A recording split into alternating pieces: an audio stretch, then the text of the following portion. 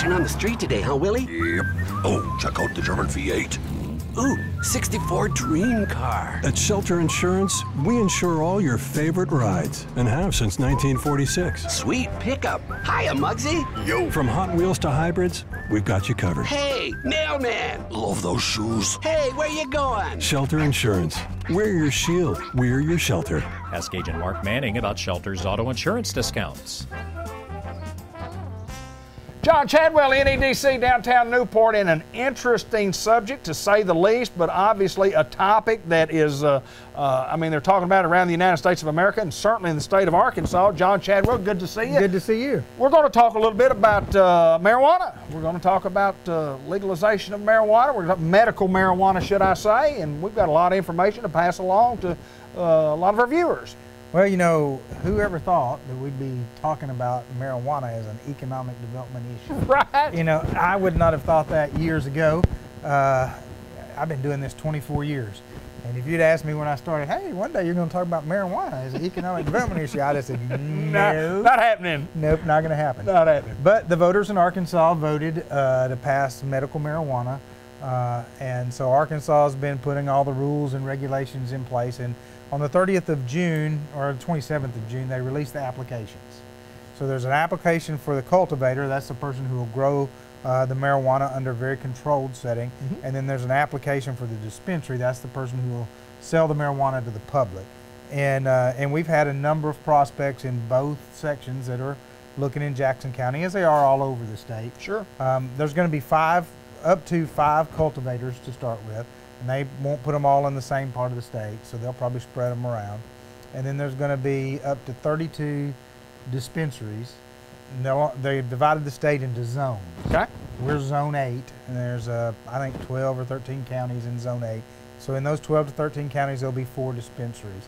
And so, like I said, we've had people from both sides look in.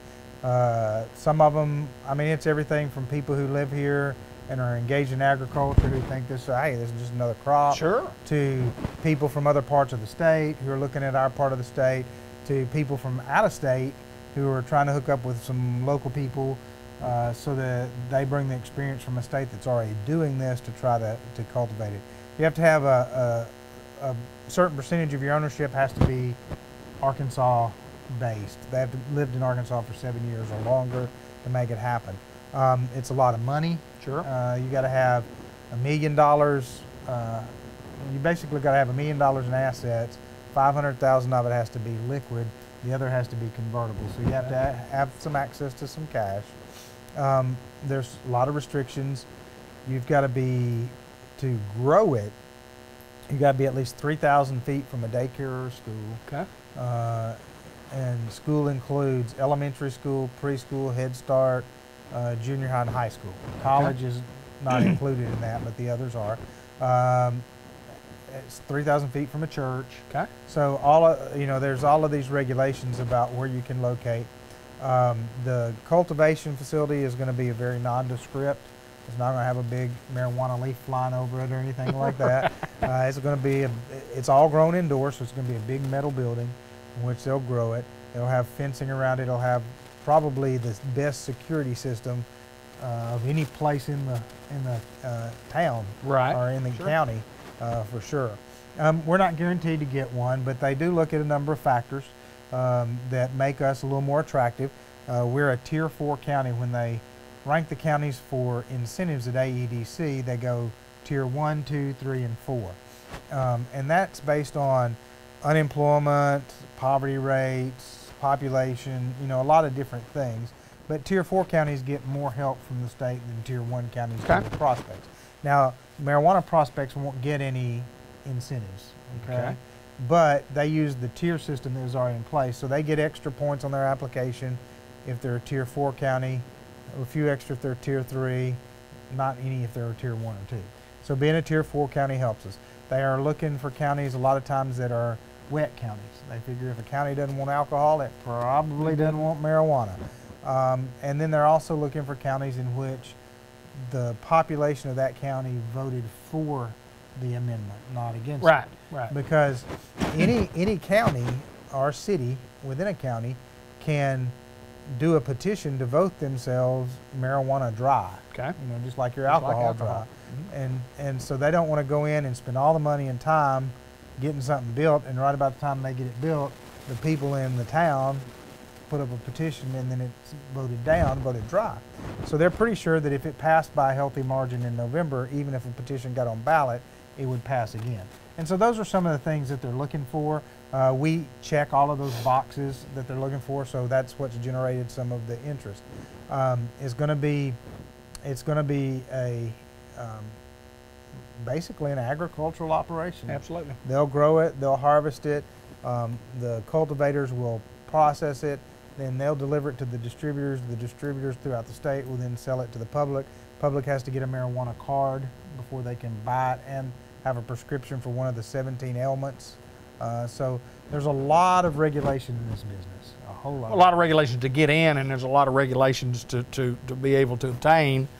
You know, I mean, there's tons of regulations. Well, I mean, they want to do it right. Yeah, there's a price to get in, and it's going to be a pretty expensive price. It's not cheap to get in the business.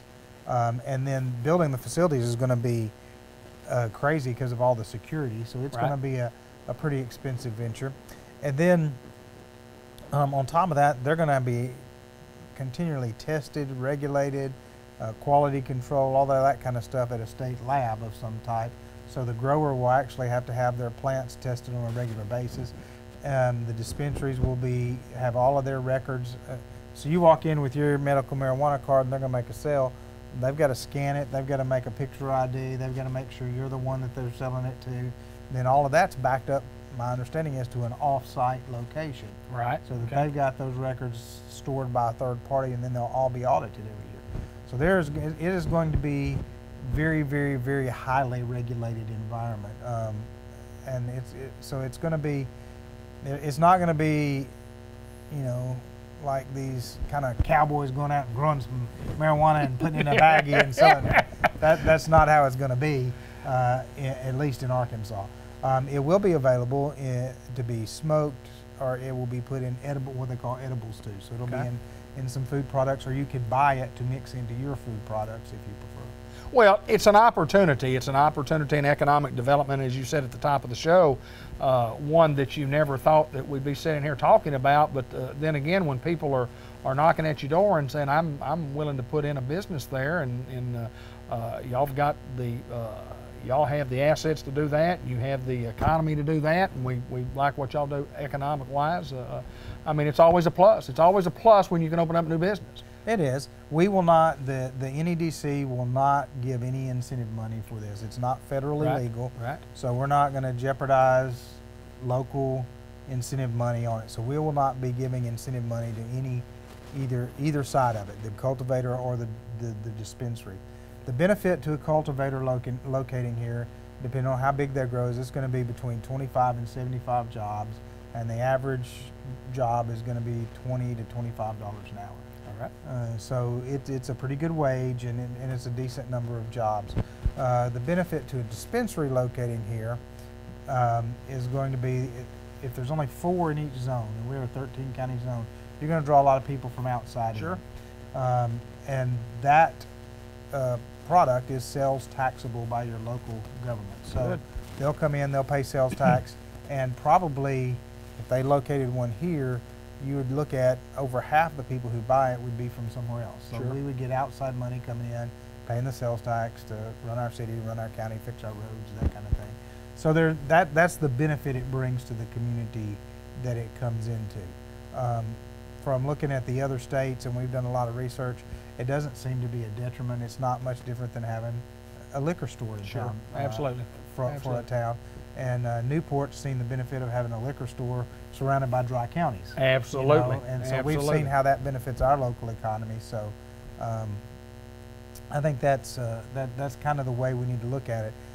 As one local leader told me, he said, religiously, I'm opposed to it. But he said, I'm not paid and elected to force my religion on anybody else. Absolutely. I'm paid or elected to uphold the laws of the land. Sure. And sure. so if the law of the land is it's legal, then that's what I've got to uphold. That's America. That's what we're supposed to do. And there's going to be a lot of stuff. There's going to be a lot of stuff that gets worked out. How employers handle it. How different. There's going to be a lot of stuff that gets worked out along the way. And so there's going to be some growing pains, I have a feeling, at the state level and primarily at the state level. But it's going to be an interesting development. It is very interesting. We'll follow it as we go. We can talk about this thing for the next several months because this is going to be a process that takes a while to, number one, to get in place, and number two, to follow up on it once it does get in place and see how we're doing. John Chadwell, Yep. good to see you, my Good to see friend. you. And I agree with you. Who would have thought 20 years ago that we'd be talking about marijuana economic development right here in our little old city? Thank you, my friend. Well, occasionally we get on, we talk with Julie Allen from the Newport Chamber to find out what's happening from the Chamber of Commerce, and we've got some stuff coming up that we want to share with the people, and everybody remembers, Julie, what's happening at the Chamber? Well, we have recovered from Port Fest, or are still recovering. I do want to say and commend all those who helped, especially because we had to plan 2 months worth of planning in about 3 weeks in order to relocate and still have the festival. It was a lot of fun. Yes, it was. So to the sponsors and the volunteers and all the downtown businesses, to the mayor, to the city, to the Arkansas Department of Corrections who helped us with fencing. So it really took hundreds of folks to come together quickly and trust each other and get it done, and we did, and we're extremely happy about it. I was shocked that it went as smoothly as it did. Me too. I was shocked because you didn't have the time to prepare.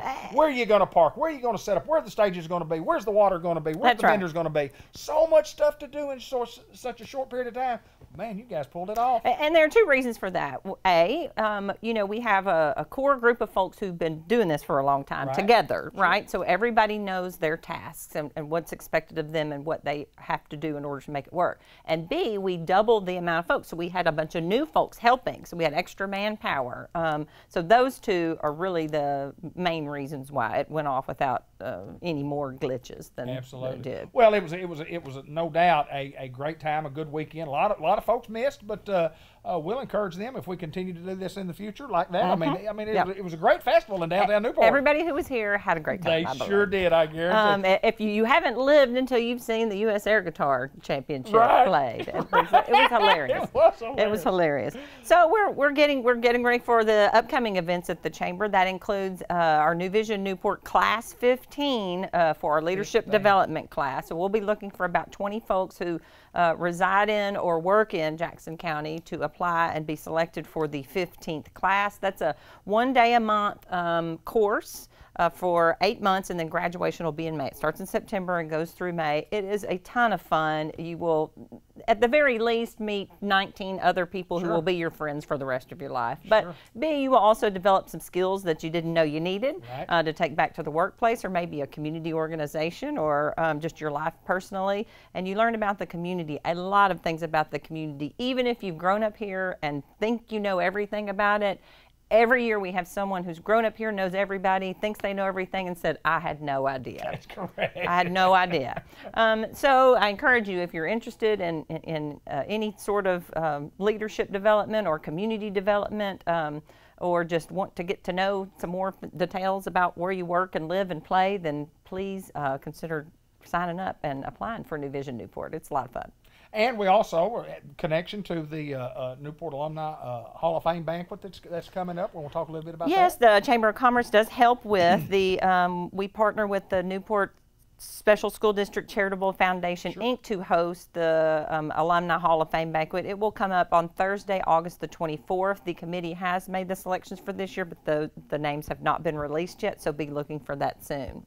Well, that's always an exciting night when we get to honor people that have gone from Newport High School and their education here and made something of themselves. That's right. And up and beyond what the expectation might have been for all of us. They've helped their community, or they've gone on to do great big things in their own lives personally, and every story that has been told at all of the banquets that I've been to have been fascinating and great, and I can't wait to hear the stories for this year's inductees. You know, that banquet and the Chamber of Banquet is just, you know, we do pretty well. It's a feel-good event. Yeah, I mean, it's a absolutely. feel-good event. Absolutely. If you want something to make you feel good about where you live, then come to one of those events because, man, we have some pretty highfalutin folks that come from little old Newport and Jackson County. Sometimes you don't. You say, you know, I didn't know they did all that. So anyway, that'll be August the 24th, and the names should be released in the next few weeks or so. We want to always encourage people to join the chamber if they're not a chamber member. It doesn't cost a lot of money. Certainly. It could be a business, an organization. We also have individuals. If you just want to get involved or support the chamber, it's essentially a nonprofit organization that makes its money from fundraisers and membership dues. And then we try and put that back into community events, whether it's improving or helping businesses get open, improving the general quality of life for the businesses and the residents, and you know, pitching in when we can to make Newport and Jackson County a better place. Well, there's no doubt that our chamber is at an all-time high of the results of the things that we get done. And we work very hard, and it starts at the top with you, in all fairness, and to the least of us small people and volunteers who try. And I don't. It takes all of us. It takes everybody. There's no way humanly possible to be in this position for 15 years and to have gotten where we are now without all of the volunteers and volunteer hours and folks giving their time. And it may just be, you know, as little as, you know, one committee that meets twice, but that's just as important as serving on a board for 2 years. That, you know, they're all important and they're all welcome. So anybody that wants to volunteer, I'll sign you up. I do want people on the board to know that I am on the board, even though I know you probably don't think that I am. Yes, you are. I am on the chamber board. I am going to try to make the next meeting. You're still relatively new to the chamber board, That is though. correct. That is correct. It's just everything just in we all get to where we're so busy you can't do anything, and none of us are so busy that you can't help serve, and that's what we should all do is be serving in some capacity. And it's greatly appreciated, and it has a great impact on the future of our community. She's Julie Allen, the Newport Chamber of Commerce. Always my pleasure to get on and visit with you and talk about our chamber. Thank you, David Black. St. Michael's Place, as we do each and every month, we come out and get to visit with my good friend, Mr. Jay Cox, and we'll always have somebody on the staff. Selena Barnhill joins us today, and Jay, tell me just a little bit about Selena, and then we'll talk to her. Well, Selena is our activities director, and she's been in that position a little over a year. And I'm actually just going to back up a little bit and let her tell us what she does. I know this, that beyond activities, you'll find her doing things all over the building, even things that are not in her job description. So she is actually a huge asset to our company, and she helps me out all the time, or keeps me on my toes, or something like that. Selena, first of all, before we get to what you do here, tell us a little bit about you, schooling, so on and so forth. Where you went to school? I went to school at Tuckerman, graduated from Tuckerman. I've been a certified activity director for 6 years now. Wow. So, and that's lived here in Newport all my life. Okay, good Born and deal. raised. Tell me about training for a position like this. What type of training do you have to do to We went to a class in Little Rock, and it was a 3-month class. You go once a weekend and spend 3 days, and then at the end you do a little quiz, and then you get certified. Wow, fantastic. Yep. And as activities director, obviously a huge responsibility. Let's talk about some of those things that you do that are important too, as Jay says, you know, to St. Michael's Place. I plan activities for the residents. Me and Jay work together to plan activities for the community. You know, like our fall festival that'll be coming up. We just had an Easter thing that we did, was real successful. Okay. And just working with the residents, you know, whenever they need me. And lots of activities to do. I mean, you have a department in yourself, and besides Jay, I guess you have to work with each and every department. Is that how it works? Yeah, we kind of all work together as a family and get things done to help make it better for the residents. Let me ask you this. Why, you said you've been doing this for 6 years. Why did you pick this particular employment opportunity? What was it that made you want to get into this? I kind of grew up in the nursing home with my family. I had 2 aunts that was activity directors. I went to work with them, you know, and kind of grew up with it, and it was just something that I was used to, and I seen how they made a difference in the residents' life, and it was just something that I would like to do. Well, there's no doubt when you are an activities director and you have to plan, and there's lots of planning that goes in, and just a lot of work to get done. And hey, Jay, let me ask you this. I mean, we've been growing. We're getting a little, we're on the move at St. Michael's Place. Talk a little bit about that. Well, before we go into that, I was just going to touch base on one of the things that Selena does, and she is really important to the resident because she takes care of the shopping. And so these residents, it'd be hard to take a group to Walmart or whatever, and so she coordinates everything that they need. Not only that, to make sure the finances are in order and keeps all that. And and so they go to Selena, and they know that her shopping day is usually on Thursday or Friday, and so all the residents know who Selena is. She keeps all that. But you're right. St. Michael's Place is up and coming. We are. The word is getting out about some of the changes we've made, and we are actually pulling new residents as far away as Memphis, Jonesboro, Little Rock. We are growing. Even this week we have new residents coming in, and so the word is out. St. Michael's is really doing some things, and the atmosphere is just wonderful. Our staff, we're on board, we're a team, and I just can't really say enough good things about it. Well, there's no doubt when you get in there and you work hard and you have good people, good things are going to happen, and good things are happening here. Yes, sir. Yes, sir. We're at St. Michael's Place, and before we get away, Selena, just tell me what you think about my buddy here. This is my buddy. What do you think about this old boy? Oh, he's a good fella. He's all right. Like he said, I keep him on his toes. She does. I keep him on his toes. Sometimes his tiptoes, but that's what you got to do. Right. All right, we covered about everything I guess we need to cover. Yes, sir. Okay, Selena, good to see you, and congratulations on being here at St. Michael's Place. And thank you. I wish you a long, successful, many years here, and I know the residents are really enjoy having you here. Jay, always my pleasure to get to see you, sir. Yes, sir. We're at St. Michael's Place. We're at Pecan Street, Newport, Arkansas. Come see us.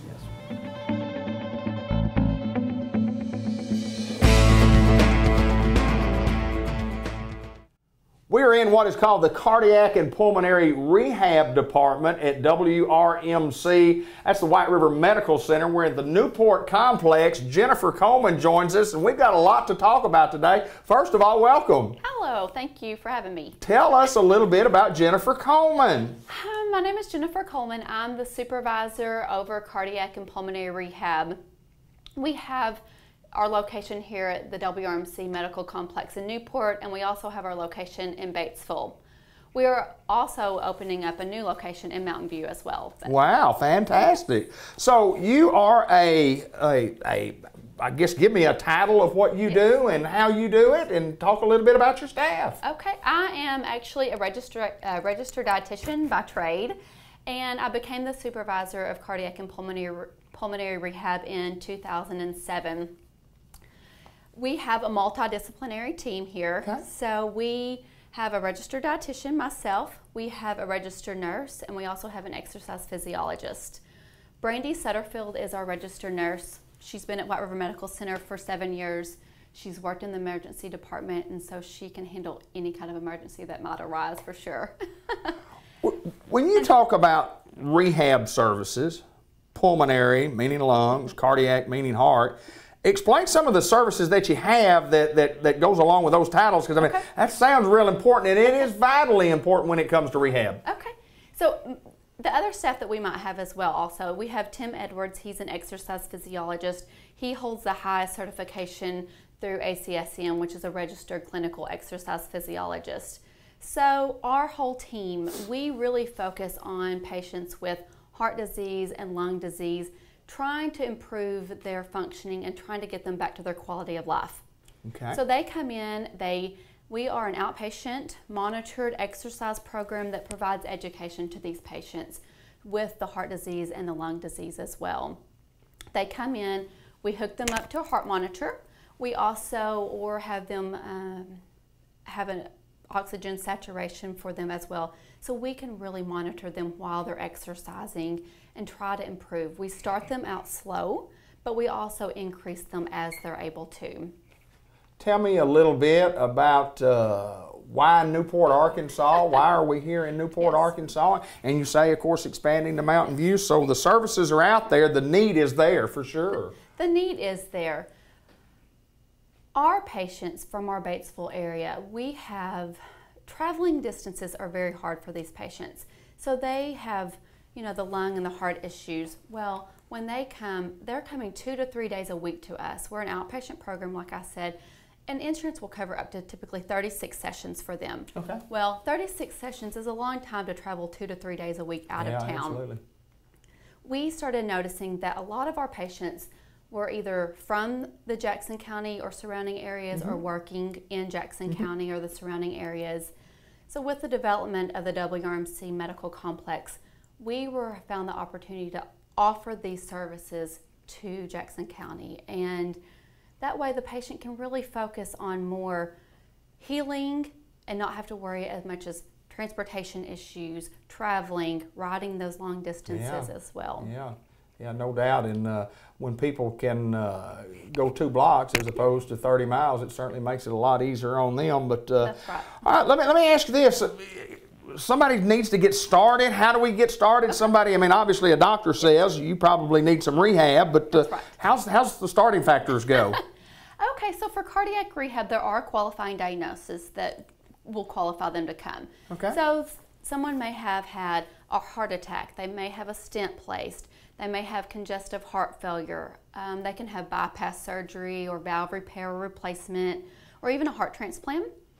For pulmonary rehab, they can have COPD, they can have emphysema, they can have chronic bronchitis.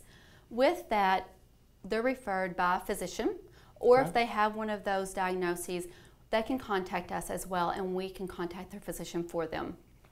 Man, I tell you what, I know that the White River Medical Complex, the Newport Complex, White River Medical Center, has really grown. It's been a tremendous addition to Newport and Jackson County and to Northeast Arkansas, and we're happy to have you guys here. But before we get away, I want to ask you this. Tell us a little bit about you personally. You tell me you're a Batesville girl, a pioneer, and tell us a little bit about you. So I grew up in Batesville, yes. I am a pioneer, so don't hold that against me for being Newport. We love the pioneers. Yes, now that you beat us in football all the time for the most part. But I've grown up in Batesville, went to school at Fayetteville, and then we'll always live in Batesville area, but we also now have ties to Newport, and we bought the Serveview Center, I guess as you call it. Serveview Center. So now we are located in Newport as well, our family is.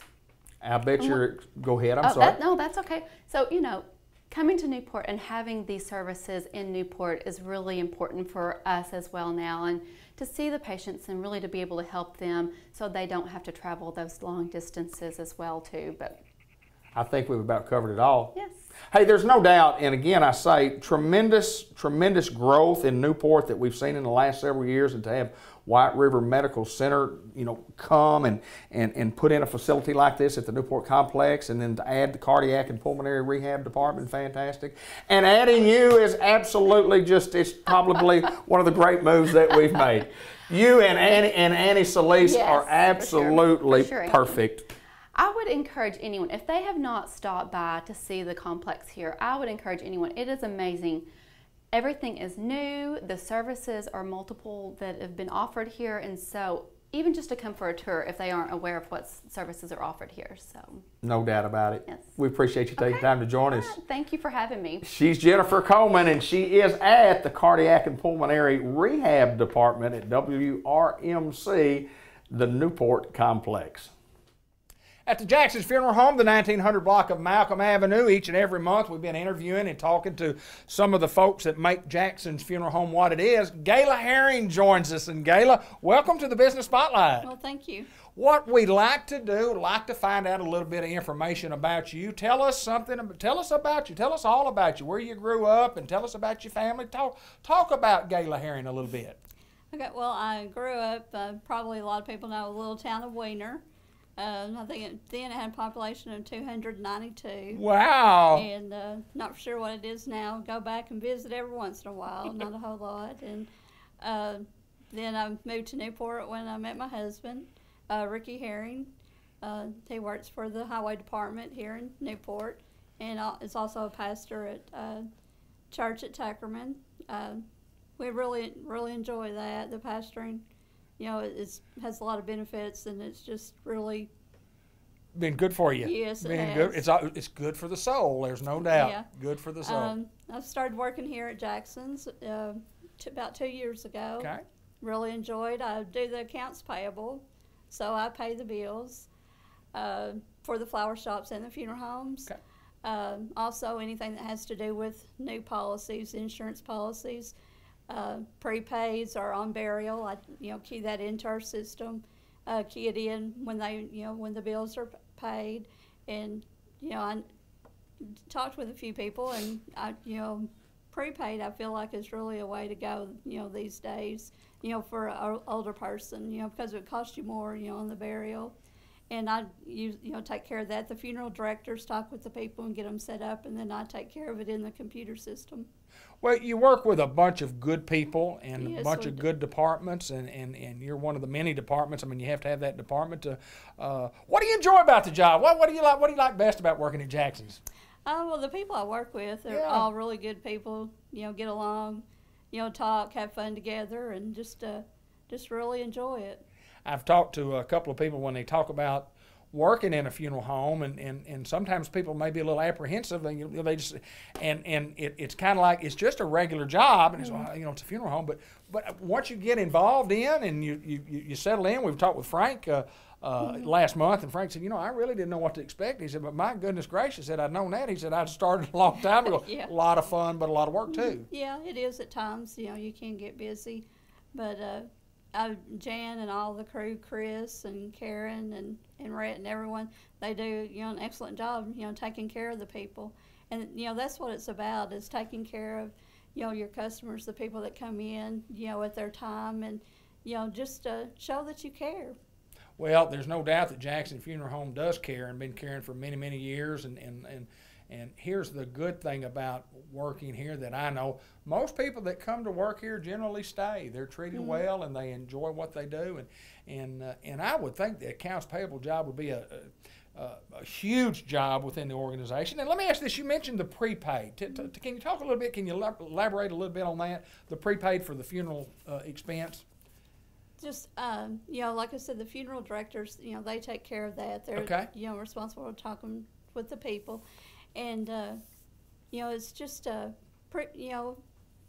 getting everything set up in advance. Yes. My husband and I, we've talked about that. It's something that your children don't have to worry about later. You have so many years to pay for it. Sure. And you can pick out anything that you want, and I think it's just a real good deal, for people. Absolutely. Get it taken care of, and then you don't have it, they don't have that worry to take care of, in the event that you pass. Well, it takes away a lot of the questions that you have to ask when it's Yes. time for that. It certainly does that. It does. It really does.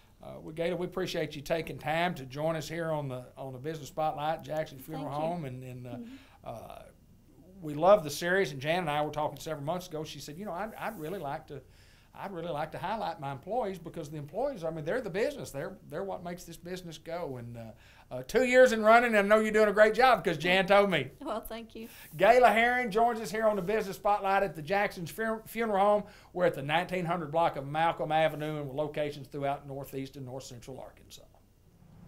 Dr. Gavin McDowell, Customized Vision Care in the Village Mall. Good to see you, my friend. Good to see you. Thank you, and y'all have a good day. Thank you. Oh, thank you. That's Well, it's the been a best good day. interview bit ever. Not bad. Not bad. Sometimes it takes us longer than that, it seems.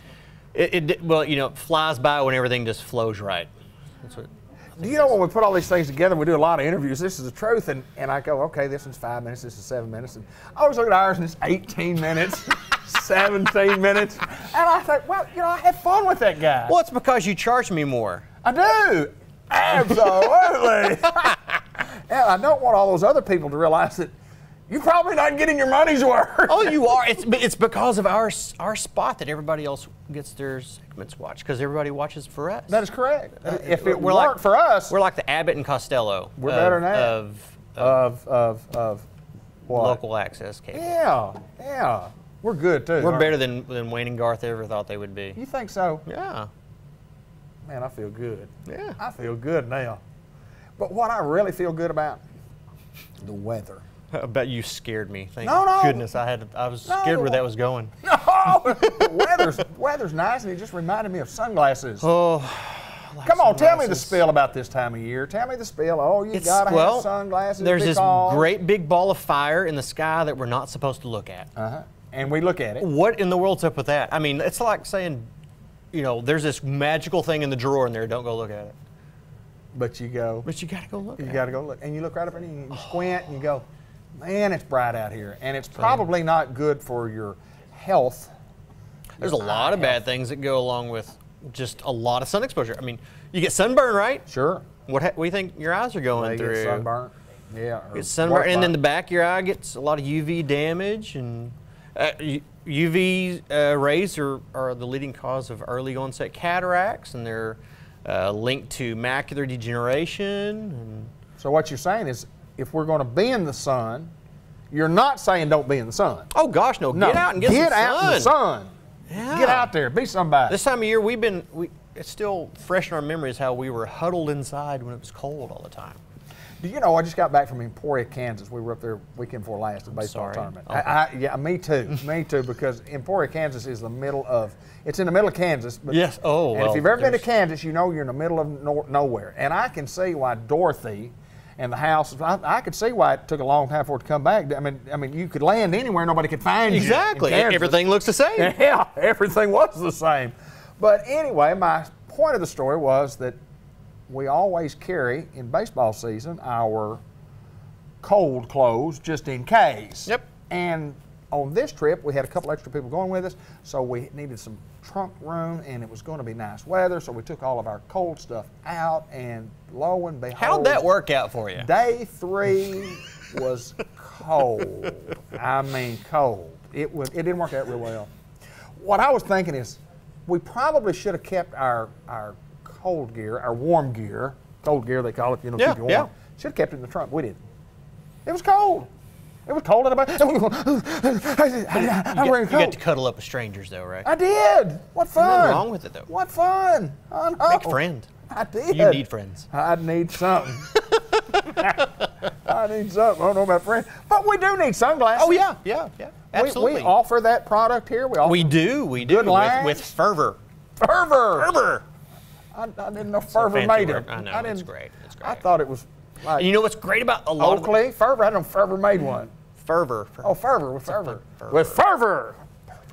That sounds like an extra added ingredient. Anyway. Yep. We got Oakley, we got Ray-Ban, we got Bolay. I'm a big fan of the Bolay. We talked about that last time. We talked about Bolays last time a little bit. Yeah, because they're good. And they're really good. And the price point's really good. Yeah. Really good. We should have prepared. I should have put side-by-side comparisons here. We got Bolays that, I mean. From a price point. Well, no, I mean, let's put it this way. Style-wise, everybody's going to, if something works really good, like, okay. Tom Cruise, Top Gun. Yes, sir. What kind of sunglasses was he wearing?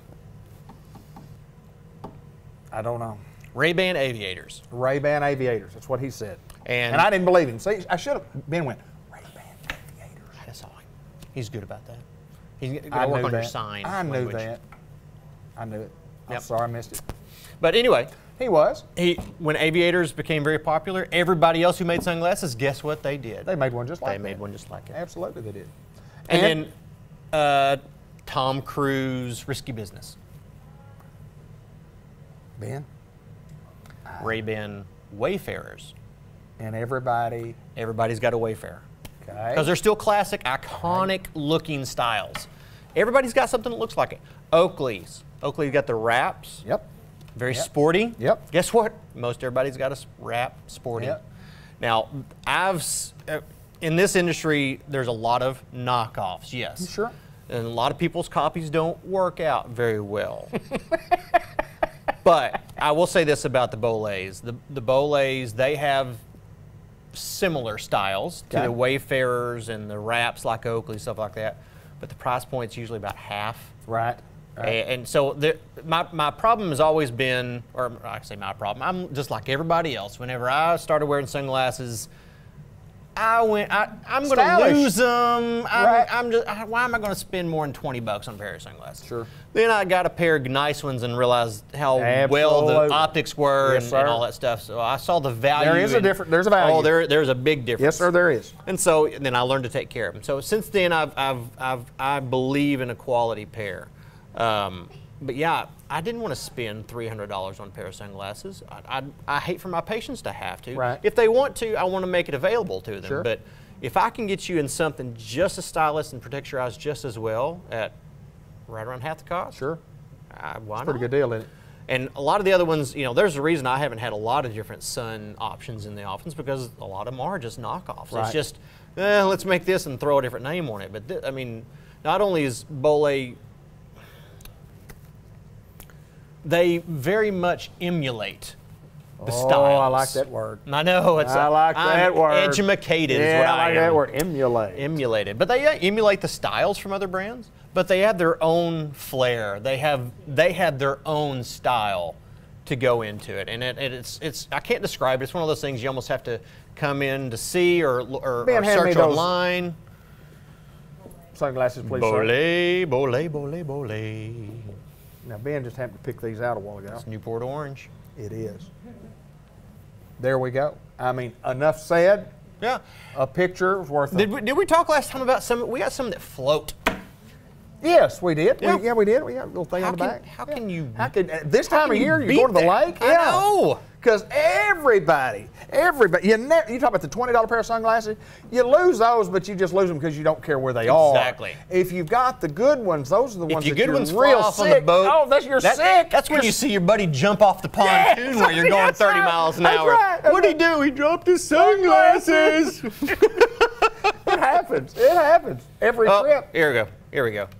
Floaties. Oh, we're floating. Floaties. Oh, we are floating. Look you at know that. what I like? I like the props. I just throw props at us. And that Here we makes go. it so comfortable. Yeah. Too. And you want to talk about light? Thank you, Rachel. Oh, America. you or me? Look at that. Look at that. Look at that. America. I like it. 4th of July. If you're looking for something like for 4th of July, there we go. For the low price of $478. I'm kidding. But this week Good only. price point. Good price point. Less than $500. The price point of that is $130. Hey, grab a pair of Wayfarers for me. Let me see those. We're just going to try on sunglasses and see, folks, y'all are welcome to come by and try on a few of these, see how y'all look, because we know we look good. We're looking good. Oh, now those, I like those. Oh, I like those too. Oh, I'm liking all these. Look at us. Look So at I want you to do me a favor. Do me a favor. Yes, sir. I will. Ben, can you see all these? What's the big difference you see in all that? What's the big difference I see in all other than a name, what's the style difference? These are smaller. I mean, yes, the eye size is a bit smaller, but Yes, let's take these two. Those are more comparable in size. What's the difference? The difference between those two sunglasses right there. Other than $50. I don't see just a lot, honestly. Is there Exactly. supposed to be a difference? That's a Ray-Ban, that's a Bolé. Wow. And these are $50 less, right? And that's those. You know the terminology I use, don't you? What's that? Cat cool. Cat. Cat cool. Well, I'm glad you use that like it. terminology because no one else does. So y'all have a variety of choices, Yeah. a variety of lines. You look like you're. What time do you tee off this morning? 8:30. Okay, just check. Went from 8:30 to 11. I look like I'm about to ride a bald eagle into battle on these. I was thinking the exact same Were thing. you really? Yeah, It's amazing. absolutely. I couldn't. We're amazing like that. Are we good on time? Have we said anything, Ben? We're going for 19 minutes this time. Have we said anything Oh, that deals with the professionalism that we provide at Customized Vision Care? Now, those right there, I will say this. Those are green. You're like one of those CSI guys. You know that? I don't know about all that, but what does that mean? Your deductive skills are on point. Yeah, they are good, aren't they? Yeah, they're green. But I mean, that's a polarized lens. It's a Wayfarer style.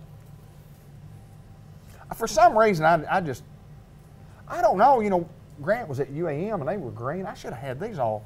That's almost $100 less than those. Really? Mm-hmm.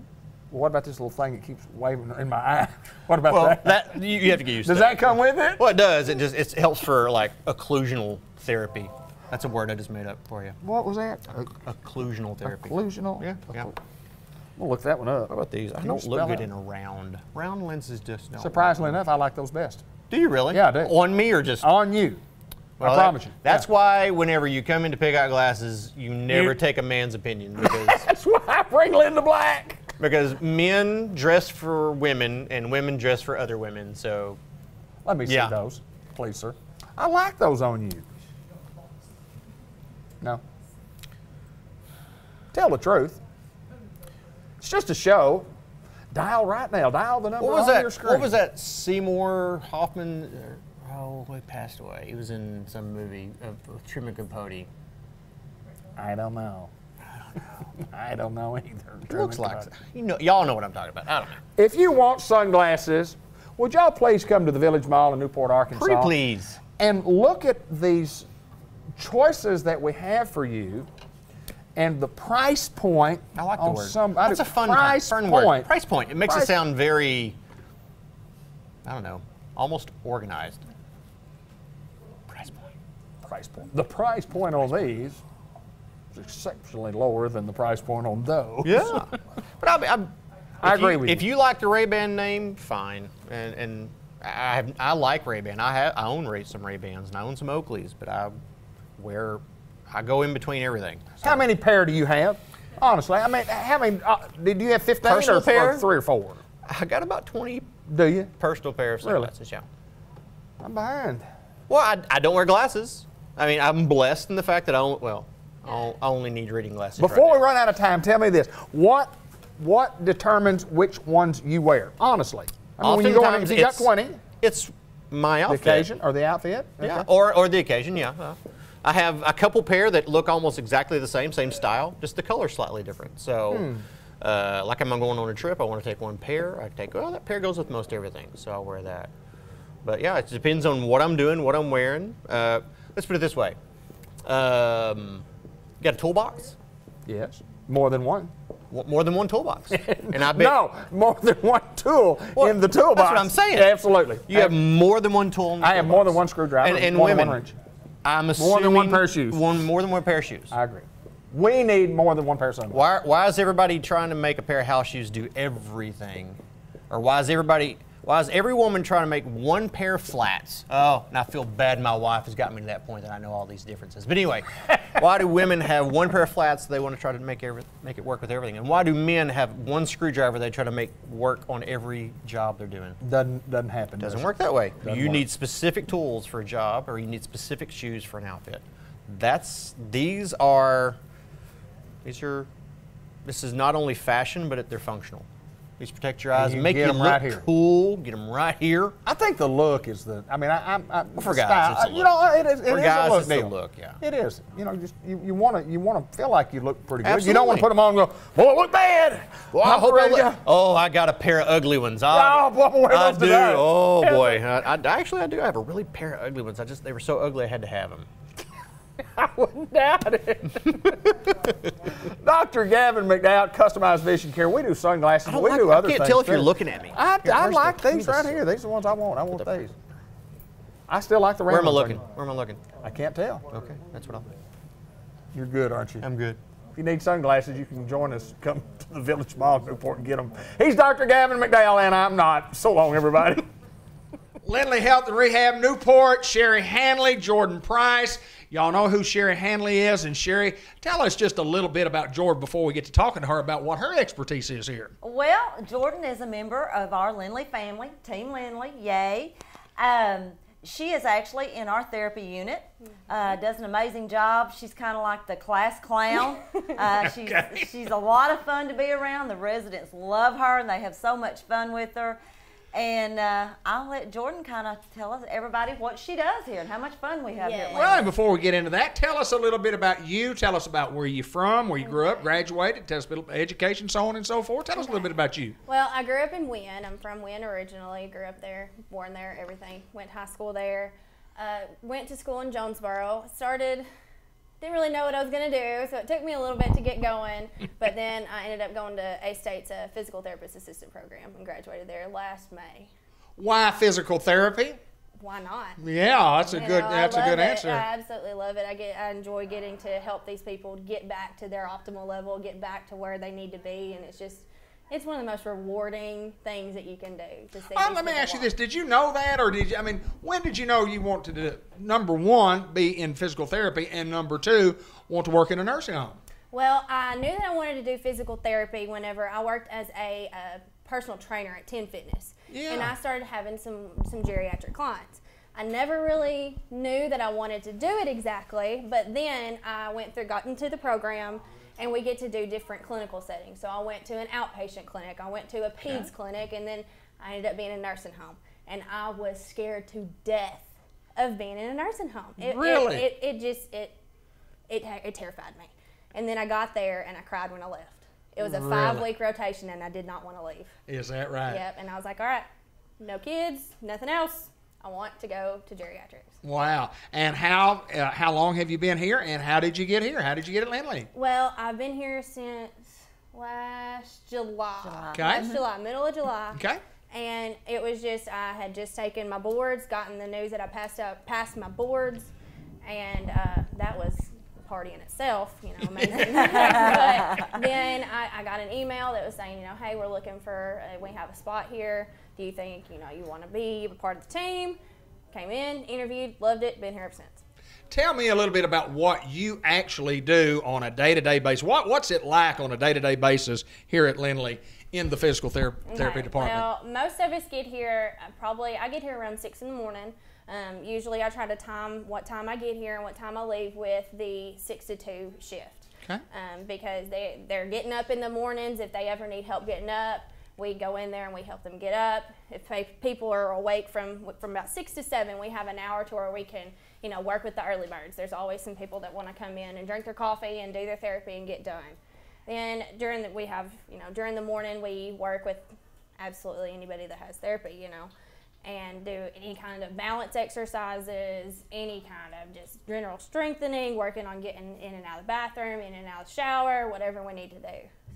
Generally speaking, when you're talking about your patients and being in a nursing home, and I know you do short-term and long-term, and are the folks generally receptive to the therapy? Do they enjoy the therapy? Yes. We, every once in a while we get somebody that's just kind of like, man, I'm tired, I don't want to do it. Sure. And that takes a little bit of finagling your way to figure out how to work with each person. But yeah, mostly everybody loves it. Once they're here for about a week, it takes them about a week, and they're like, what are these people doing?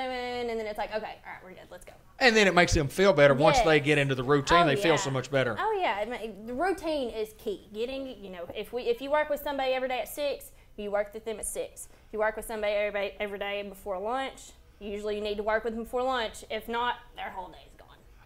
It sounds to me like you just have a blast doing your job. I absolutely love it. People tell me that, whenever I talk about my job or whenever I tell them what I do, they're like, well, you sound like you're having so much fun. What do you actually do? And I kind of go into the spiel I just told you. But if you don't love what you do and you don't look forward to getting up every day and going to your job, you're working. I'm not working. I like that. I like that. I love it. Tell me a little bit about the Lindley family. Tell me how you feel about the Lindley family.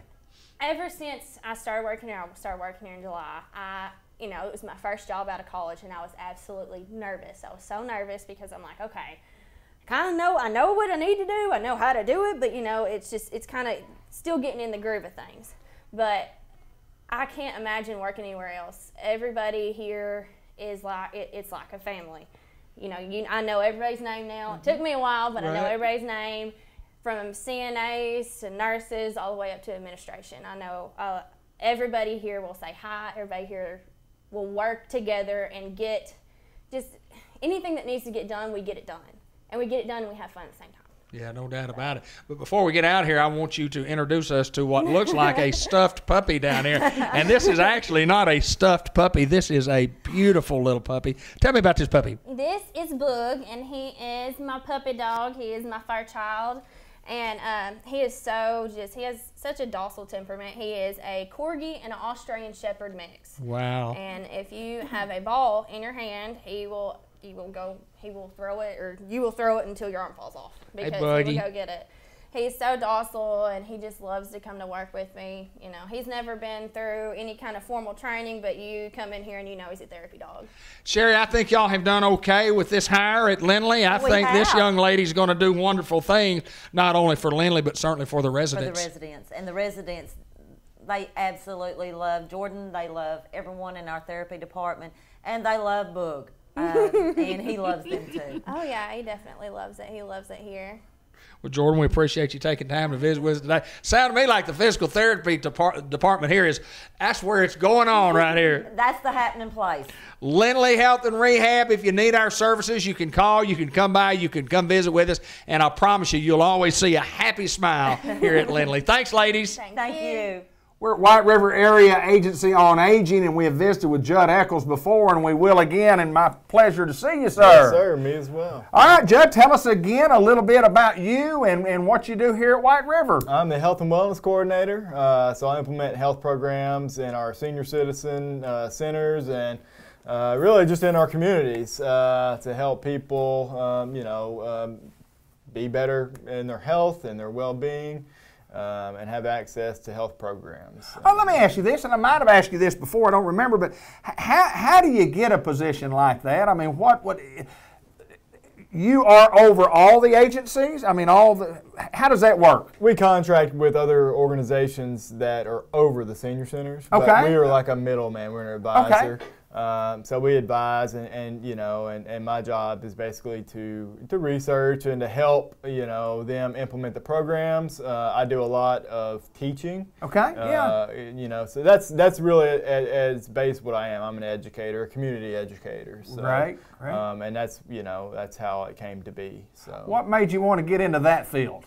Well, I like the field a lot. I've always kind of been intrigued by it. Since I lost a bunch of weight, several years back. Yeah, so that kind of got me intrigued in it. I did a lot of research about the field, and I don't know, I just really enjoy it. I love reading about it, I love talking about it. So, and then I found out that I really enjoy teaching as well. You bet. Pass along the information. Yes, sir. Yeah, the world is based around those of us that can teach, and we all teach in some facet, whether we think we're teaching or not. But parents and so on and so forth. Well, summertime heat. Tell us a little bit about that. It's an important time of the year in what you guys do and what you're trying to convey to all of us out there. Absolutely, it is. And the Red Cross has actually said recently that excessive heat has surpassed all other weather events for fatalities. Wow, really? Years. Yes, yeah, and it's something I didn't even realize myself. Yeah. So we want to get the message out about this, and also 40% of those fatalities are from people that are 65 years and up, and that's the main demographic we serve. So we want to get the message out to our people and to everybody really in our communities about the dangers of heat and what to do and where to go to avoid those dangers. So. And you talk about those people and those people that you talk to, and I mean, what are some of the tips, and how do you help those people? How do we help those people at White River Area Agency on Aging? Well, first of all, people need to realize that hydration, is key. We as people, we normally don't drink enough water throughout the year, but in summer, it becomes especially important because of the loss of water that our body experiences from the heat. So hydration, number one key. Number two, we have, it's to seek an air-conditioned facility somewhere, Sure. Okay? So our senior centers, we have senior centers in every county that are open to the public, and so they can go there during the day, the hottest part of the day, and, have an air-conditioned place to stay. Also our housing facilities. We have housing facilities in 5 of our counties, and they have community rooms that can be accessed as well. If you're not around any of these areas, then places like public facilities like libraries, sometimes in different places they open schools. Sure. And if you have a mall, a shopping mall around too, is a good place to go as well to get out and get out into an air conditioned, because some people do not have air conditioning in their house, so it's particularly important for them. you know, I hear people talk a lot about back in the old days, you know, and I'm 61 years old, and I don't think I remember the old days, but a lot of young people think I am the guy that remembers the old days, but I've never been without an air conditioner or a television, you know. Yeah. And I do think about going back to the 30s and the 40s and 50s, and people didn't have those luxuries, and air conditioning is something that, my goodness gracious, I don't see how people made it. Right, yeah. And the funny thing is, I mean, it's not funny, but the bad thing is there are people still out there without them, you know. So they have to be, you know, particularly cautious during these months. I mean, it's because it's, you know, it's getting worse with the heat. So, and being enclosed in a house all day with that hot weather is just, it'll wreak havoc on your body. So, you know, even if you can get outside and get in a shaded area and access to air, it'll be better than staying inside, you know, in that unair conditioned area. Absolutely. So. Important information for those folks, whether it be seniors or just anybody out there, to understand the tips. And let me ask this from an educational standpoint. When do people, let's just say somebody's sitting at home, when would they know that maybe they've gone too far, or they're you know what I'm saying? When is it the warning sound? What is it when they go, uh-oh, I may be in trouble here? A lot of people first start experiencing heat cramps. Okay. So you might get cramps in your abdomen or your legs. This signals that your body is losing water and that you're depleted on electrolytes. Okay. So this would be one warning sign. Now, what you need to do in this situation is just to seek a cooler place and to hydrate. Okay. And those cramps will go away. Okay. The second stage is heat exhaustion, and that's when you're really losing a lot of water through sweat. So you'll be sweating rapidly. Your skin will actually start to be cool and moist because your body's working overtime to try to cool you down. And then you might start experiencing symptoms such as headache, nausea, dizziness, weakness, and things like that. Again, this you'll be wanting to try to cool your body more rapidly. So cold towels, wet things on you, move to a cooler place. And then the next level would be the heat stroke, and that's when 911 needs to be called. You may start vomiting. Your skin will really dry up because you have no more water to get rid of, and it'll be red. You'll be red and hot. So those are kind of the stages. Right, absolutely. Yeah, and the warning signs. And you know, I do know that when you sweat, it's good. Yeah. And the sweating is trying to cool down the body. Absolutely. It's trying to cool down the body, and then if you sweat too much or you get out of water and you do need to hydrate. That's good stuff, my friend. That's good stuff. And I appreciate you taking time to join us. And I mean, if somebody needs more information, how do they get information on that? Of course, there's lots of stuff on the internet. There is lots of stuff on the internet. Red Cross, safety, you know, in National Council on Aging has things. If you're looking for the locations of facilities that you can go to, then go to our website at www.wraaa.com. And then you can click on the Nutrition and Wellness tabs, and it has all of our center locations. And then the Senior Living tab has all of our living facility tabs. So they have all the locations in different areas. Lots of information out there, and folks, stay cool for the summer because it hasn't been a real hot summer yet. We filmed at the end of June, but you know, when you get in July and August and September, we're going to see some warm days. It'll get there, won't it? Yes, Judd Eccles, we appreciate you taking time to visit with us at White River Area Agency on Aging. Tommy Bain, Farmers Tire Mart, 1501 Malcolm Avenue. My friend, it's always a pleasure to see you on such a gorgeous, beautiful, sunny day. Beautiful day. This is just what the doctor ordered. The doctor ordered this because people on this time of year like to go on vacation. And when they're going on vacation, they need their car checked. And when they need a car checked, they need to come here. Amen. What will we check on these cars when people say, look, Mr. Bain, I'm fixing to go out of town. Take care of me, what I need to have done here. Okay. We check under the hood, check the belts and hoses, oil and coolant level and power steering, transmission fluid. Check all those things for them, make sure they're in good order.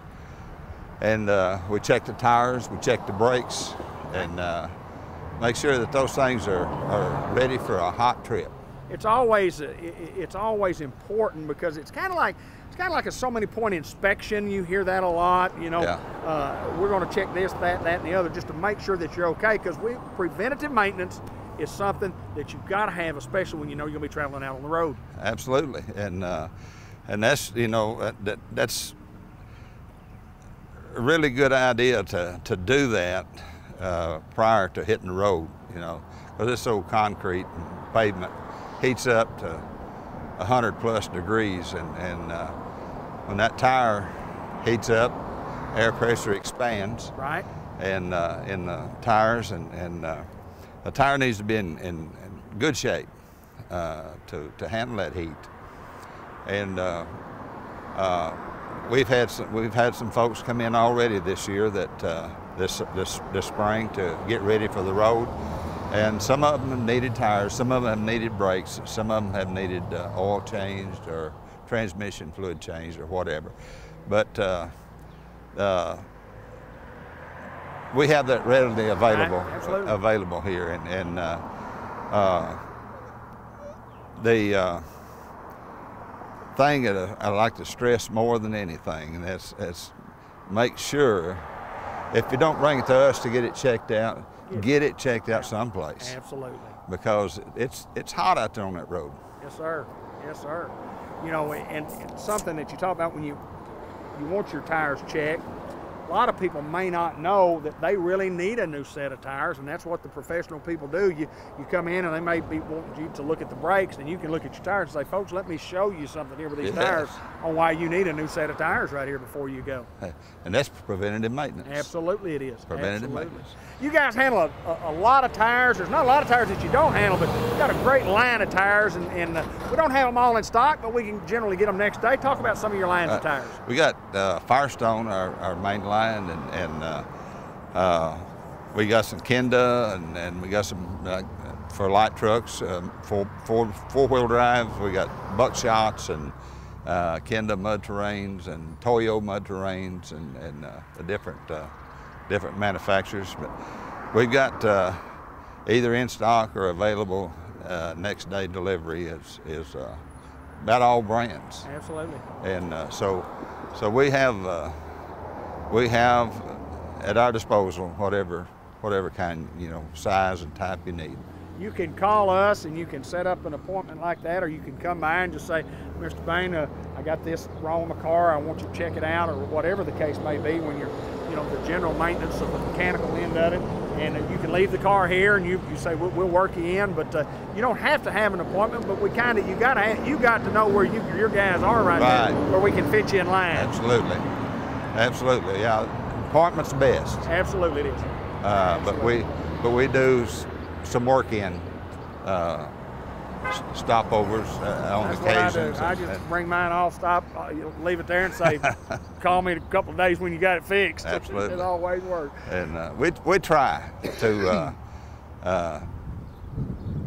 work with you to see when you need it. Absolutely. And so when it needs to roll. So we have appointments and we have work-ins, and so we can take care of you. You need your car check, your SUV check before you go on summer vacation.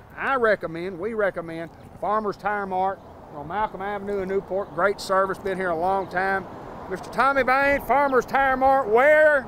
The rubber meets the road. It does that. Farmer's Tire Mart, Mr. Tommy Bain. All right, we're going to talk Mercer Planners Bank, and we're going to talk a little bit about fraud. We're going to have a little fun. We're going to have a little test. Harris is going to give me a test and see how I do on whether I know anything about fraud, but some Yep. Tell us what we've got. Well, I know it's probably been a while since you've taken a test or been yes, back in school or anything. Yes. So don't get nervous. It's okay if you don't get Are it there right. right answers? Oh, there are right and wrong answers, but it's okay if you don't get it right. And I want everyone at home to play along. Okay. And tell me, what you would think. Some are pretty obvious, some are not. But the reason I want to do this is because, fraud is a big deal, especially in the financial industry. Financial institutions are one of the top groups that are a target. Yeah. We do everything we can behind the scenes, and our IT department is great. And we're working hard every day to make sure that the hackers don't get to us. but we want our customers to be aware of schemes and things that are going on, and we want them to work hard to, to prevent anything from happening to them, because it's, it's infuriating. Right, absolutely. It's a lot of work, and it can really damage not just your, your bank account, but, anything else associated with your credit score, your financial life, and it's a lot of work. So how good will I do? I think I'll do well. Let's just hear them. Okay, no cheating, no looking. No, Okay. I won't look. Okay, question number one. Question number one. You get a call from this government agency. Okay. You don't believe it's legitimate. Okay. You could be right, because more scammers pose as employees of this agency than any other agency. Now, it's multiple choice, so I'll give you your options. Is it the Internal Revenue Service, the Social Security Administration, the U.S. Postal Service, or the Federal Unemployment Agency? Your answer is? IRS. You are right on. That is Yes. correct. The IRS is the most commonly mimicked in fraudulent attempts to get your personal information. Here's the deal. The IRS will rarely contact you. Yeah, they do by mail. They do by mail. So if you get a phone call or an email or anything like that that comes from the IRS, it's not coming from the IRS. It's coming I would from a think where scammer. people would go, if it's the IRS, I better do something. And I think that's the panic stage. It's Well, the IRS. Yeah, and what's the IRS? people that are on the phone calling you, getting you personally, they are skilled in intimidating you Absolutely. and making you believe that you are in trouble. And if you Absolutely. don't take action, It's a you're great going to be question. in big trouble. Great So, question. anytime anybody calls or emails from the IRS, please be very leery. Please, say, no, I don't think it's you. Hang up. Hang up. Don't open the email. Investigate it for yourself. If you're really worried that it might be, find the number, call the IRS Sure. yourself. Absolutely. Okay, very good. I did one First for one's one. right. One for one. Congratulations. Thanks. You just won $800,000 in the Jamaican lottery. You got that email, you bit, and you wired them $400. Right, yeah. Okay, that was a mistake. We all know that now. You don't win the lottery. They don't Right. call you and say you got to spend money when you win the Right. lottery. Okay. We know that. Everybody knows that. But it would be a much greater mistake if you would have done this. 1, dialed the callback number for further instructions. 2, notified the IRS of your good fortune. 3, contacted the Jamaican Lottery. Or 4, called the Better Business Bureau. And the question is, what Which would have you- been worse? Right, worse than wiring the $400. Call the number back and try to get more information. That's right, because most of these numbers are coming from area codes 876, 809, and 284. These are Caribbean countries where the per minute rate is often $3, $4, $5, $10 a minute, 10 times higher than what it should be. And they'll talk you. And they'll talk to you. They'll keep you on the phone forever, jacking up your bill, then you owe them Yep. even more than $400. Scam, isn't it? Scam. Smart scammers. Yep. They're smart. They know how to get you. Okay, you're 2 for 2. Oh, I'm Good good. job. I'm good. Let's hear the All right, next. The third one. Scammers actually have a way to create a phone number that's familiar to you. So it'll look like your bank or That's an correct. organization that you're familiar with. And it'll appear on your caller ID like that. This might cause you to reveal information that could cause identity fraud. Okay. What is this technique called? Caller ID spoofing, the phone dupe, the friendly fake out, or dial-a-dope. Spoofing. Yes, it's spoofing. I just wanted to throw that in because I wanted to say dial-a-dope. Don't be dope. No, Dial-a-dope. They call it dial-a-dope. Yes, spoofing. Like I said, they've gotten, I like it. They've gotten very advanced Yeah, with their phone calls. They've caught on that people won't answer if it's from an unknown Sure. number now. So they'll make it look like a number Absolutely. that you know. Absolutely. So Very even common. if it does come in and you go, oh, that's my bank calling me, and you answer it, and they ask you for your personal information, anything like a social security number, a date of birth, your bank account number, anything like that, then hang up. It's not us. We're not going Right. to call you and ask you for that. Right. We know that. Right. We don't You've already got ask. it on file. Yeah. So hang up, call the institution that you believe that it's coming from back and ask them those questions. Don't be a dope. Right. Our customers are not dopes. No. Like I said, these people are very smart. They know how to get you. Okay, all right. Good job, good job. All right, you get a call from someone claiming to be from the electric company saying your electric bill's overdue. They ask for your account number for verification purposes and your credit card number. Why is this probably a scam? 1, because you've already paid your bill. 2, because a representative would already have your account number. 3, you don't recall getting any past due notices. Or 4, a representative would never ask for a credit card number. Wow. That one's a little tricky. Well, what was the first one? You're pretty sure you paid your last bill? No, that's not it. No. Okay, what's the second one? A representative would have your account number on screen. I would say that is true. All right, what's number 3? You don't recall getting a past due notice? I would not, probably not. And a representative would never ask for a credit card number. I'm going to say Go with it? 2. Yeah. That 2 is right, but 4 is 4 also could be. right Yeah, too, 4 could be. because one, Yeah. and you know, we just touched on this. You know, if someone's calling you about something, if they are legitimately from the organization that they're calling from, and you have an account with them, and it's past due, They have that, they yeah. have your account Sure, number. They have your absolutely. information. Yeah. So again, just to reiterate what we said, if somebody's calling you, emailing you, contacting you in any way, asking for personal information, be leery. Don't give it to them. Hang up. I'm doing good. Yeah, I think you're about to get a perfect score. Okay, last one. Okay. According to the FBI, older Americans are frequent victims of internet scammers because they have nest eggs and because of this. Is it 1, they're not as adept on the internet as younger people are? 2, they tend to leave their computers on for long periods of time, making access to it easier. 3, they frequently are not even aware they've been swindled. Or 4, they're less likely to report being swindled. Wow.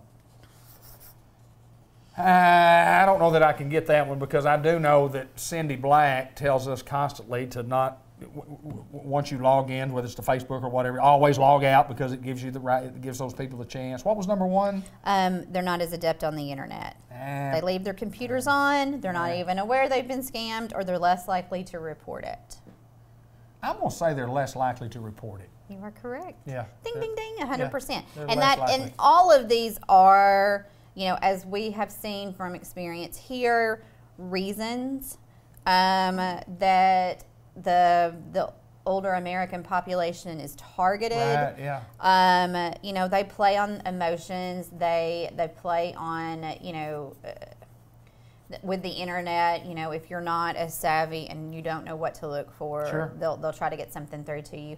But unfortunately and sadly, the main reason is because it goes unreported a lot.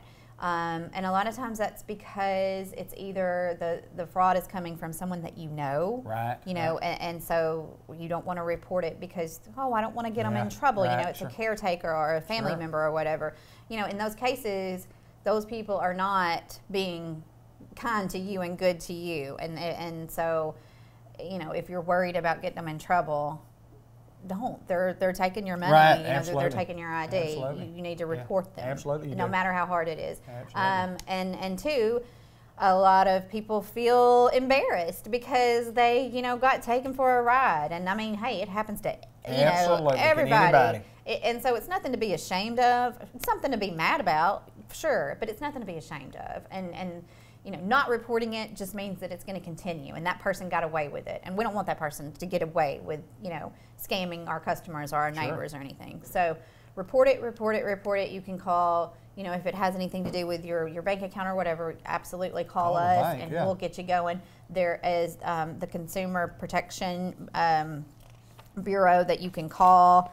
And I actually have a couple of different, the Consumer Financial Protection Bureau's office for older Americans, they actually have a division there that you can call, look up the number, or you know, send them an email. Right. There's also the Do Not Call registry. It's a government site as well that you can find online, and you can put your number on the Do Not Call list, especially if you still own a home line, a Right, landline. absolutely, Put your phone landline. number on there so you don't even have to deal with those Right. calls. Again, people still try to get through to you, and so just, I guess the overall moral of the quiz, and you did great, congratulations, 100% A plus, moved to the top of the class, is that, you know, we've just got to be aware of what's going on. We really hate to think of our world as being full of people that want to take advantage of you Absolutely. and do terrible things, but the reality is it happens all the time. We see it every day. So Here is something that I consider myself to be, people say that I'm rude, and I consider it a protection for myself. If I get a phone call on my phone, and they don't leave a message, I'm not calling them back. I'm not going to call and say, because of those numbers may not be those right numbers. And even in my phone, if it says Tara Salinas called me, I probably will not call you back. And I try to tell people, I say, if you want me to call you back, say, leave a message, would you call me back? Right. Because I'm just assuming that you're calling and you didn't see me, so you called somebody else, so you really didn't need. If you need me, leave a message. And I won't call people back, and people get on to me for that. You know, text people, hey, again. Did you call? Yeah, sure. you can still be, you know, even with the caller ID, you know, we talked about that. Yeah. That can still be deceptive. And like I said, I hate to be the person that tells everyone to please be skeptical of things, but you have to. Absolutely. To protect yourself, because like I said, the scammers are really smart, and they can get in your head, they can mess with your emotions, they can, you know, make you feel like you're in trouble or someone of your family is in trouble, you know, and get you worried and upset. When you're in that state, you're more likely to let your guard down. So, you know, just please, please, please be aware of that, and, you know, try to thwart that. real quick story, and it happened in our family, and it happened to a grandmother in our family, where the grandmother was called, got a long distance phone call, or got a phone call, and it was a grandson on the end. Granny, I'm in trouble. I'm in Mexico. I'm on my senior trip. I got thrown in jail, and they need you to send $8,000 down here to get me out. And she goes to Walmart to get the money to bail him out. And the folks at Walmart said, look, ma'am, this is a scam. You don't need, and come to find out, it just took a simple call to the dad of the kid. Is my grandson really in Mexico? No, he's in school. I mean, he's not on a trip. No, he's not.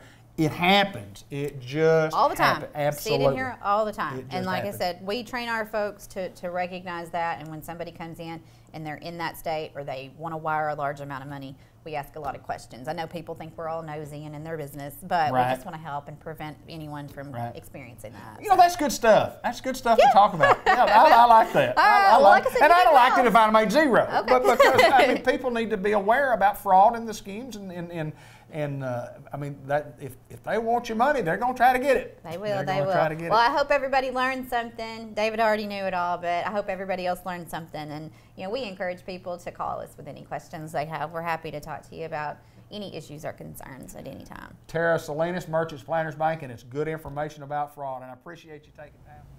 Unity Health Harris Medical Center, Newport, Arkansas, and it's always a pleasure to get to visit with local folks. And Jackson County owns Samantha Anderson, Ashton Anderson, and these two ladies are both nurse practitioners here at the hospital. We're going to talk a little bit about what they do, how they do it. First of all, welcome to the program, ladies. Thank you. Tell us a little bit about Samantha, for those who don't know. Well, I was born and raised in Tuckerman. I actually went to school at Tuckerman, finished school there, went to school at ASU in Jonesboro, so I've always been a local girl. My husband and I both work here in Newport. My daughter goes to school at Tuckerman, and we live in Cord, and so we've lived there for about 13 years, but I'm real close to the community, and I think it's a very important part of giving back, and I feel like this is a special part of it, and I love nursing, and this allows me to do that. Okay, and before we get to Ashton, let me ask you a couple of things. Explain what nurse practitioner is. A nurse practitioner is an advanced practice nurse who has gone to school, gotten her master's degree, at least his or her master's degree in nursing, and you can do that in several different ways. You can do family medicine, you can do adult health. I'm adult health, so with that being said, I see 18 years and up, any age range from 18 up. Family health nurse practitioner is going to be pediatrics up, so any age range. All right, let me ask this, and I think it's so important, especially when people want to come back and get back into their home community, their home county, and give back. First of all, why medicine? Why for you? Why medicine? What was it that triggered you along the way to say, this is what I'd like to get into? I think that it started very young. I was actually a candy striper. Really? At the old Newport Hospital. Yes. I still have my red and white little apron that I wore around. I went to CNA school. I worked as a CNA. I actually did radiology. Well, you could grandfather into radiology. I did that for a while. And so I've been in nursing or healthcare since I was about 17 off and on Wow. this whole time. So it's just kind of been in me. When you were young, and you know, most people have an answer similar to that. It's just something that they've always wanted to do. And I did interview a guy one time, and he told me, he said, well, you know, I was going to be an engineer, and I just all of a sudden in engineer school said, I just want to be a doctor. He said, I think sometimes that happens. Ashton, tell us a little bit about you. I am originally from Tuckerman. We moved to Newport after I got married. I've been married for 11 years. Moved back to Tuckerman recently, so back in my hometown. I've always wanted to be here since my nursing career started.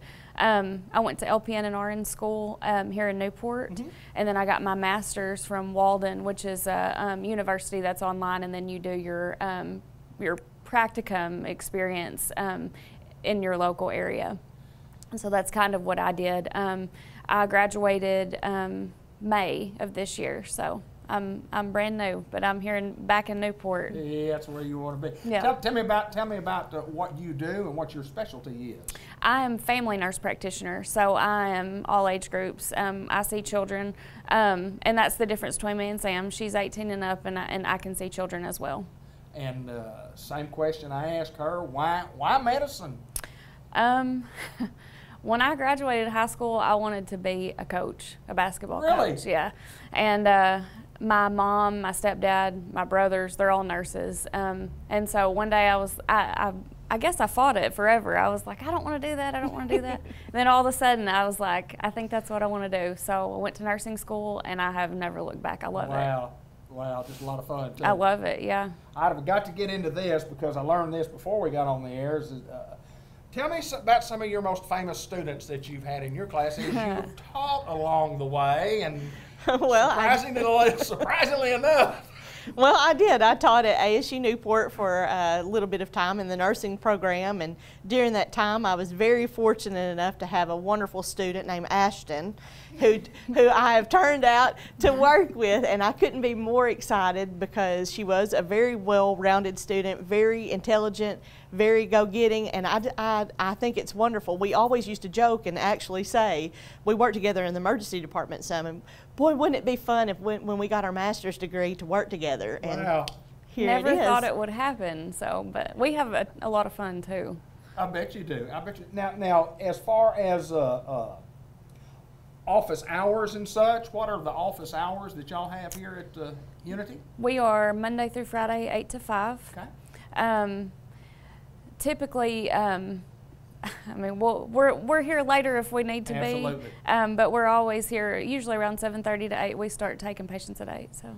And normally when you start taking patients and you get patients, and sometimes you might have to spend a little extra time with patients. Right. Absolutely. That makes you run over. So, well, ladies, we appreciate you so much for taking time to join us. I mean, it's just it's so good to have people that want to stay in our county that could go on and get jobs and in the medical field. I mean, you can get a job anywhere. You can get a job anywhere. Sure.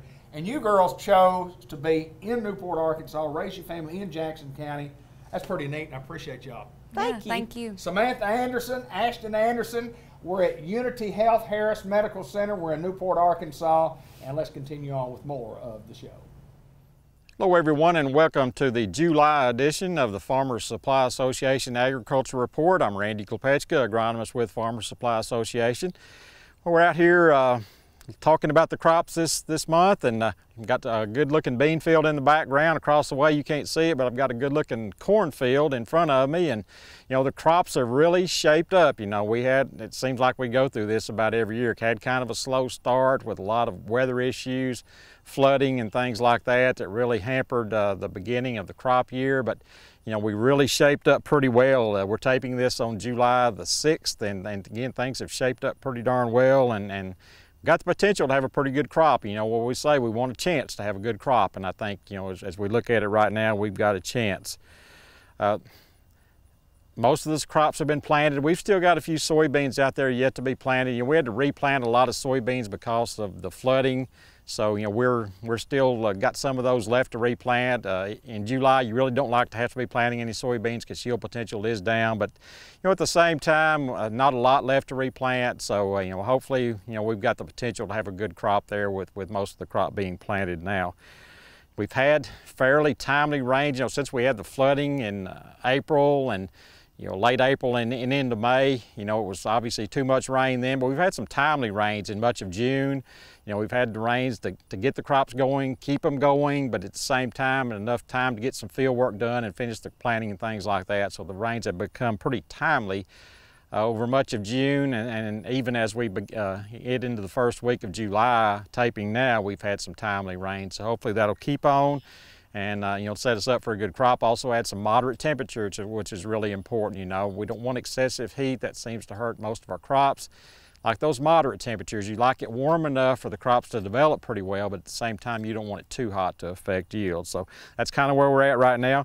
Really have avoided quite a bit of irrigation. There has been some corn irrigation, but not as much as you would expect. With the crop tasseled out, we're getting near brown silk on some of it, and there's been very limited irrigation so far. So saving money on that, that's really helping us out as far as saving money and a lot of work there. I know we're going to have to do some irrigation in July and August, but anytime you can save an irrigation, that's saving money and some work there, so we've done that so far as well.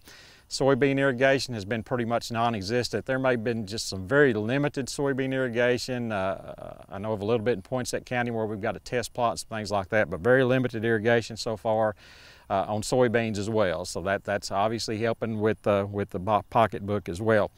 Got most of the crops cleaned up. You can see the soybean field behind me very clean, and we've got a lot of clean crops. The moisture kind of helps with that, helps things to be actively growing. It activates residual herbicides. So, there's some exceptions. There's always going to be some exceptions out there, but overall the crop's pretty clean, and that's always a good way to start.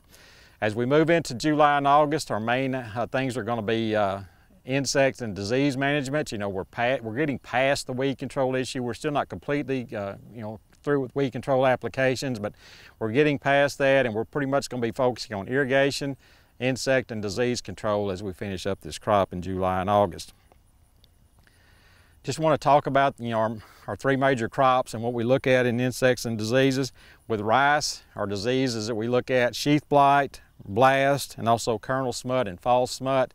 These are what we're going to be looking at disease-wise, and the more humidity you have, like we've had so far, that usually sets you up for more of a disease year. So, but if it turns off, after now, turns off hot and dry, that'll kind of stop some of the diseases and keep them from being a big an issue. So a lot of that's weather related.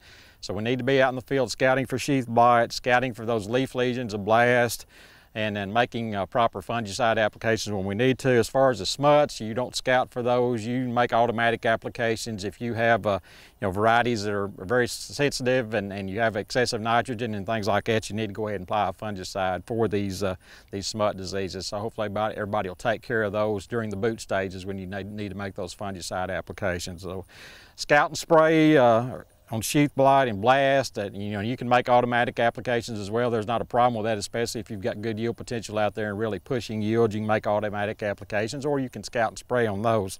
But with the kernel smut and the fall smut, you need to go ahead and make preventative applications. Stink bugs will be an issue after heading. We need to be having our sweep nets ready, have your consultants, ready to go and scouting those fields for stink bugs. Remember, 5 stink bugs per 10 sweeps the first couple of weeks of heading, and then 10 stink bugs per 10 sweeps after those first 2 weeks. Soybeans, we'll be looking for certain diseases like target spot, which kind of raised its head last year and was a serious issue on certain varieties. We'll see if target spot materializes this year or not. We really don't know because it's so new to us. Hopefully it won't, but we need to be ready to scout for that disease and make fungicide applications. Also frog eye leaf spot, aerial web blight, which is the same fungus as sheath blight and rice. We need to be ready if we're finding those diseases to make fungicide applications. Again, with soybeans, if you're pushing yields and you're putting a lot of inputs in there, probably an automatic fungicide application may be a good idea. If you're not quite, that much into the inputs, trying to, save a little bit, then you can scout and spray. Scout for these diseases and spray if you find them.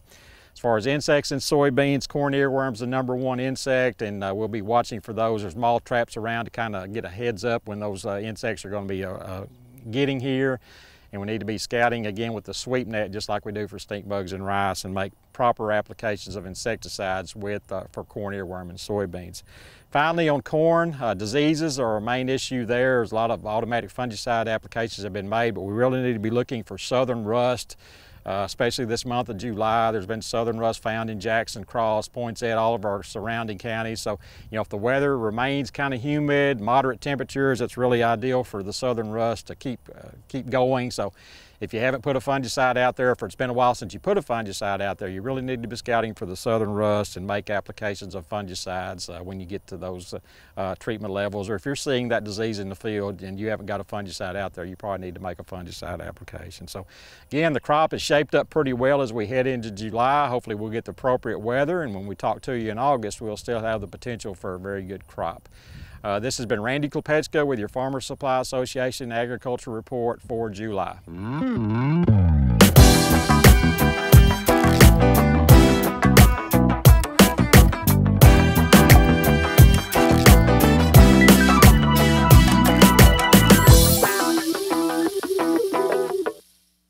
The Bank of England in the Newport Village Mall brings you Bud Black on Sports with David Black, and you might ask, why are we doing Bud Black on Sports with David Black? And I talked with Kenny Thaxton, who is the mortgage broker down at the Bank of England. He's the guy for all your mortgage loans, whether you're looking for a new house and you need a new mortgage or you want to refinance your current house.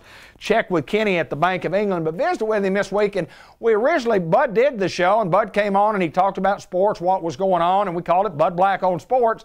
And Bud had a radio show for many, many years that he did, and then I kind of changed the name of it to Let's Talk Sports, and I visited with Kenny, and Kenny said, look, let's honor Bud Black and let's keep Bud's name on there. So it's Bud Black on Sports with David Black, and I'm honored to do so. Lots of things to talk about in the sports world. Bud always liked to talk about the Cardinals, and of course I love the Cardinals too, and most of us folks around Newport, Jackson County, Northeast Arkansas love the Cardinals. The Cardinals are really struggling at this stage. We're about halfway through in the year, and we're a few games below 500. Sometimes, folks, it just doesn't work. I mean, everybody wants to finish first. Everybody wants to win the division. You want to win the pennant. You want to win the World Series. And then sometimes things change and it just doesn't work out. Look at the Chicago Cubs. They really struggled the first half of the year. They're not even in first place, and they ran away with the division last year. The Milwaukee Brewers, yes, the Milwaukee Brewers are on top of that division, but anything can happen in the second half. The Cardinals are like 4.5 games back when we filmed in early July, actually mid-July. So you never know. I know the Cardinals have made a ton of roster changes. One of the things that I look at, you get rid of a Matt Holliday, you get rid of a Matt Adams. Those guys are having sensational years. Holliday with the Yankees, Matt Adams over at Atlanta with the Braves. He's doing marvelously well. They send Diaz, the shortstop, down. And lo and behold, they'd cut Johnny Peralta, who was the shortstop 2 years ago and had been moved to third base. They cut him a month ago, so they really didn't have a shortstop, so they're kind of doing some makeshift parts with that lineup. I noticed in the game the other night, the baseball game the other night, there were 7 starters in the ball game that night that did not start at the first of the year. 6 of those guys were not even on the team. So they're trying to do what they can do to get themselves together to try to make a pennant run. They've got enough pitching to do so, and who knows, we'll follow the Cardinals through thick and thin. Hopefully they can make it to the playoffs. But boy, it's that time of the year when you start talking about June and you start talking about football camps and you start talking about Greyhounds, it's that time. The Newport Greyhounds are here and ready to go. The football season is, per se. The Greyhounds coming off a tremendous year last year, a year in which the Newport Greyhounds went to the semifinals, and look for big things to happen again for the Newport Greyhounds. I talked with Mark Hinesley yesterday. He's excited about the year. Anytime you've got a starting quarterback coming back who was an all-conference player, a kid that Cash Forster who can throw the football, doesn't run the football a lot, but they're looking forward to letting him run the football more this year, throwing the football as well as anybody we've ever had. This kid is a natural quarterback, great leader on the field. Not just to single him out, but just to let you know, when you've got a starting quarterback with a year's experience and he's only going to be a junior, good things are happening. A lot of starters coming back on both sides of the ball. There ought to be some good senior leadership. Got a good sophomore class. that were freshmen last year that are moving up. So looking forward to the Greyhound football year. It should be a dandy of a year, and we're certainly looking forward to that. It starts in September, 10 games. If you get in the playoffs, who knows, you might get a run and see if we can make it past the semifinals and into the state championship round this coming year. I'm looking forward to it and make an announcement. Hayden Schultz is going to join us on the broadcast. Of course, Brian Prince will be back.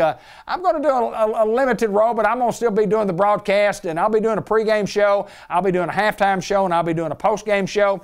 I think Hayden and Brian are going to take care of the play-by-play and the color for us. But we're excited to have Hayden on board. We're excited that Brian's coming back. Dan Klepeczka may even join us.